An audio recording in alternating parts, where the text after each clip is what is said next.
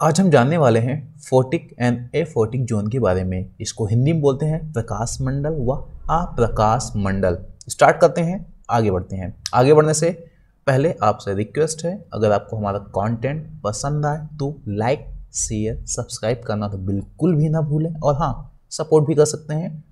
आगे बढ़ते हैं। तो फोटिक जोन क्या होता है? इसको बोलेंगे प्रकाश मंडल, इसको हिंदी में प्रकाश मंडल। नाम से समझ में आ रहा है, जहां पर प्रकाश पहुंचता हो, और अप्रकाश मंडल जहां पर प्रकाश ना पहुंचता हो। ठीक है ना। इसे समुद्र की बात हो रही है, ओशिन की बात हो रही है।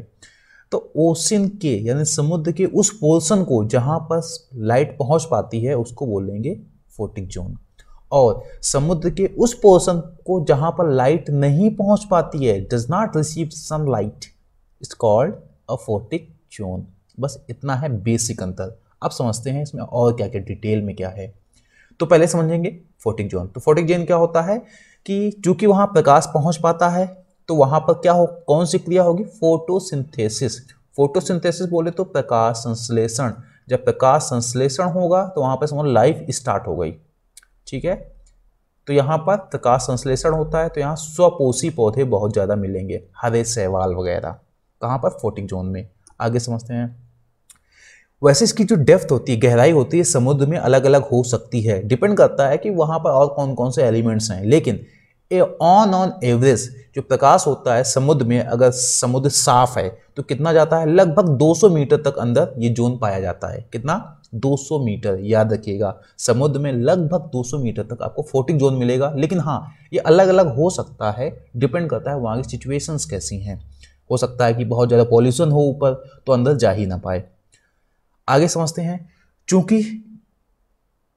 इसमें प्रकाश पहुंच पाता है 200 मीटर तक इस जोन में, इसी जोन को बोलते हैं फोटिक जोन। तो यहाँ पर ऐसे जो जीव पाए जाते हैं जो फोटोसिंथेसिस क्रिया कर पाते हैं, उन जीव को बोलेंगे फाइटोप्लैंक्टन। ठीक है ना। स्वपोषी, समुद्र में पाए जाने वाले जो स्वपोषी जीव होते हैं वो हमारे यहाँ पर पाए जाते हैं, क्योंकि लाइट समझते हैं। ठीक है। अब होता क्या है कि जब यहाँ पर स्वपोषी पाए जाते हैं तो यहाँ पर जो दूसरे जीव भी बहुत ज़्यादा पाए जाते हैं। इसके अलावा यहाँ विजिट भी करते रहते हैं, क्योंकि हर एक जीव को भोजन चाहिए, और भोजन कहाँ मिलेगा? फोटिक जोन में ही मिलता है। ठीक है। सिंस फोटोसिंथेटिक ऑर्गेनिज्म यानी वो जीव जो फोटोसिंथेसिस करते हैं, प्रकाश संश्लेषण, प्राइमरी प्रोड्यूसर होते हैं, प्राथमिक उत्पादक होते हैं। ठीक है।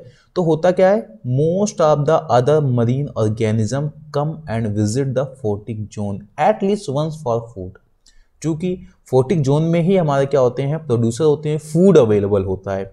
तो जो बाकी जो जीव होते हैं, ठीक है ना, जो शाकाहारी होंगे या जो मांसाहारी होंगे, वो यहाँ पर जरूर आएंगे। शाकाहारी तो जरूर आएंगे, क्योंकि जो भोजन है उनको यहीं मिलने वाला है। तो वो यहाँ तो या तो यहीं पे रहेंगे, या तो अगर दूर भी रहेंगे, कहीं टहल रहे होंगे मान लो, तो यहाँ खाना ढूंढते ढूंढते यहाँ पर जरूर आते हैं। तो हो सकता है कि वो फोटिक जोन में आए, जो मछलियाँ होती हैं, ठीक है, जो इन फाइटोप्लैंक्टन को खाएंगी, खाने के बाद अपना वापस नीचे गहरे समुद्र में चली जाएं। आगे समझते हैं। तो चूंकि फोटिक जोन कैसा है? Favourable for life. ठीक है ना। चूंकि यहाँ फूड है, सनलाइट है, सब कुछ है, तो लाइफ के लिए फेवरेबल होता है। किससे कंपेयर में? एफोटिक जोन की तुलना में। दूसरा क्या होता है, यहाँ पर डाइवर्सिटी भी बहुत ज़्यादा मिलेगी। ठीक है। क्योंकि यहाँ पर फूड है, तो अलग अलग तरीके के जीव जंतु भी बहुत ज़्यादा होते हैं। तो diversity of organism is high in photic zone. इसके बाद नंबर ऑफ ऑर्गेनिज्म भी ज़्यादा होते हैं ए फोटिक जोन से अगर तुलना करें तो, क्योंकि यहाँ पर सारी कंडीशंस फेवरेबल होती हैं। आगे समझते हैं ए फोटिक जोन के बारे में। ए फोटिक जोन गहराई वाला होता है, तो यहाँ पर सनलाइट नहीं पहुँच पाती है। तो 200 मीटर के अंदर जो भी जोन मिलेगा बेसिकली ए फोटिक जोन होता है। तो क्या लिखा है? Does not receive sunlight. ठीक है ना। क्योंकि वहाँ पर सनलाइट पहुँच ही नहीं पाती है, 200 मीटर के अंदर सनलाइट नहीं पहुँच पाती है, तो वहाँ अंधेरा होता है। जैसा समझिए, क्योंकि सनलाइट नहीं होगी तो फोटोसिंथेसिस नहीं होगी, फोटोसिंथेसिस नहीं होगी तो वहाँ पर फाइटोप्लैंक्टन यानी स्वपोषी जीव जंतु नहीं होंगे। जब स्वपोषी नहीं होंगे तो उनको, जब वही नहीं होंगे तो परपोषी कैसे हो सकते हैं? मीन्स जो उनको खाने वाले, ठीक है ना, प्राइमरी कंज्यूमर, प्राथमिक उपभोक्ता, द्वितीयक उपभोक्ता, यहाँ कुछ भी नहीं मिलने वाला है। तो यहाँ पर लाइफ बहुत कम होगी। यहाँ पर कौन से जीव होंगे? जो ऊपर जाएंगे ठीक है ना, फोटिक जोन में, वहाँ खाएंगे जाके फाइटोप्लैंक्टन को, स्वपोषियों को, और वापस आएंगे नीचे, वही मिलेंगे यहाँ पर। तो समझ लेते हैं।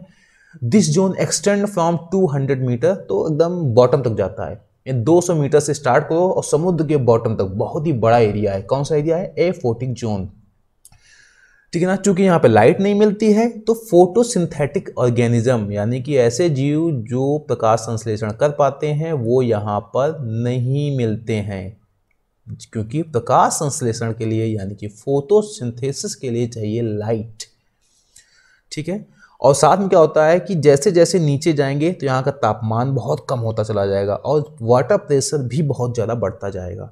क्योंकि सबसे ऊपर क्या होता है ना, इतना तापमान कम होता है क्योंकि लाइट भी पड़ रही है और वाटर प्रेशर भी बहुत ज़्यादा नहीं होता है, लेकिन नीचे बहुत ज़्यादा होता है वाटर प्रेशर और टेम्परेचर भी। तो ऐसे में क्या होता है कि लाइफ जो जीवन होता है बहुत मुश्किल हो जाता है नीचे, तो नीचे जो डाइवर्सिटी है बहुत ही कम मिलेगी। तो diversity of organism is low and few number of organism live in this zone, बहुत ही कम जीवन यहाँ मिलने वाला है। यानी समुद्र में लगभग 200 मीटर तक तो जीवन बहुत ज़्यादा है लाइफ, लेकिन जैसे जैसे नीचे जाएंगे जीवन मिलेगा, लाइफ मिलेगी लेकिन बहुत ही कम होगी, क्योंकि वहाँ पर जो कंडीशंस हैं वो फेवरेबल नहीं है, लो टेम्परेचर, हाई प्रेशर और फूड है ही नहीं वहाँ पर। तो ये काफ़ी मुश्किल हो जाता है जीवों के लिए एफोटिक जोन में सर्वाइव करना। तो ये कुछ डिफरेंस थे फोटिक जोन और एफोटिक जोन के बारे में। हिंदी में बोलेंगे फोटिक जोन को प्रकाश मंडल और एफोटिक जोन को अप्रकाश मंडल। आगे हम डिफरेंस समझ लेते हैं एक लाइन में, ठीक है ना। जैसे फोटिक जोन की डेफिनेशन क्या होती है? Portion of the ocean that receive sunlight, समुद्र का वो भाग जहां पे सूर्य का प्रकाश पहुंचता है। तो इसकी डेफिनेशन क्या होगी? Portion of the ocean that does not receive sunlight, ठीक है, अपोजिट। दूसरा, इसका दूसरा नाम क्या हो सकता है? चूंकि फोटिक जोन में सनलाइट, सूर्य का प्रकाश पहुंचता है तो उसको बोलेंगे सनलाइट लेयर, और चूंकि एफोटिक जोन में सूर्य का प्रकाश नहीं पहुंचता है तो उसको बोलेंगे डार्कनेस लेयर। लोकेशन की बात करें, अभी आपको बताया कि 200 मीटर की गहराई तक क्या होता है? फोटिक जोन, और 200 मीटर से लेकर बॉटम तक क्या होता है? एफोटिक जोन। आगे समझते हैं। फोटिक जोन लाइट के अगर देखा है तो यहां सनलाइट आती है जबकि इसमें सनलाइट नहीं आती है, ये डिफरेंस है। फोटोसिंथेटिक ऑर्गेनिज्म यानी ऐसे जीव जो प्रकाश संश्लेषण करते हैं यहां पाए जाएंगे फोटोसिंथेटिक फोटिक जोन में, जबकि एफोटिक जोन में ये नहीं पाए जाएंगे।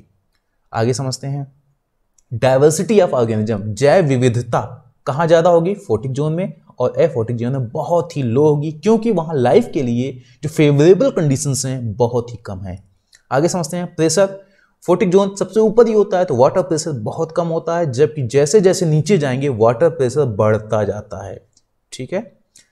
टेम्परेचर ऊपर हाई होता है क्योंकि सनलाइट भी पड़ रही होती है, ठीक है ना। जैसे लेकिन जैसे नीचे बढ़ते, जैसे जैसे नीचे जाएंगे वहां पर लो होता चला जाएगा।